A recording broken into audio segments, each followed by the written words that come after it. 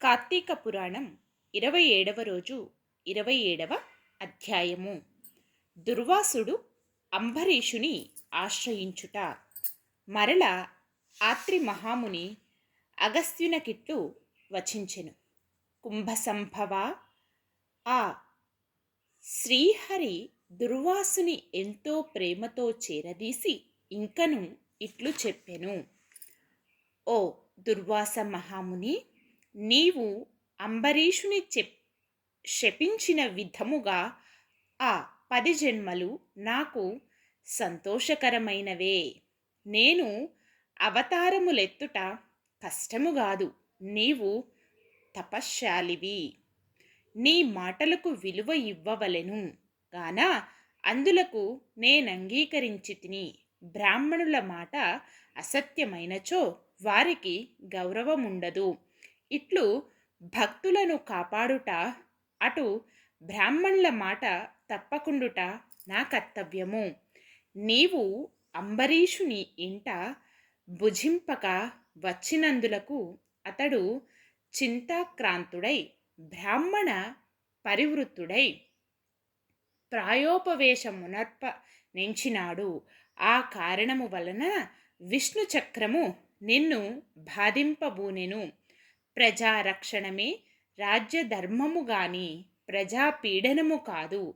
ఒక బ్రాహ్మణుడు దుష్టుడైనచో వానిని జ్ఞానులకు బ్రాహ్మణులే శిక్షింపవలెను. ఒక విప్రుడు పాపి అయిన మరొక విప్రుడే దండించవలెను. ధనుర్బాణములు ధరించి ముష్కరుడై యుద్ధమునకు వచ్చిన బ్రాహ్మణుని తప్ప మరెవ్వరిని ఎప్పుడు దండించకూడదు. బ్రాహ్మణ యువకుని దండించుట కంటే పాతకము లేదు. విప్రుని హింసించువాడును హింసింపజేయువాడును బ్రాహ్మణ హంతకులని న్యాయశాస్త్రములు ఘోషించుచున్నవి.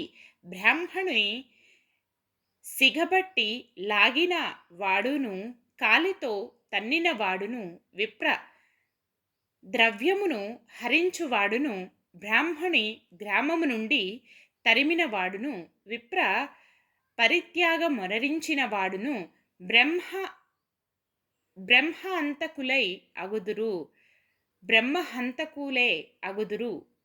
కానా ఓ దుర్వాస మహర్షి, అంబరీషుడు నీ గురించి తపశ్శాలియు విప్రోత్తముడును అగు ఆ దుర్వాసుడు నా మూలమున ప్రాణ సంకటము పొందుచున్నాడు. అయ్యో, నేను బ్రాహ్మణ అంతకుడనైతినే అని పరితాపము పొందుచున్నాడు. కాబట్టి నీవు వేగమే అంబరీషుని కడకేగుము.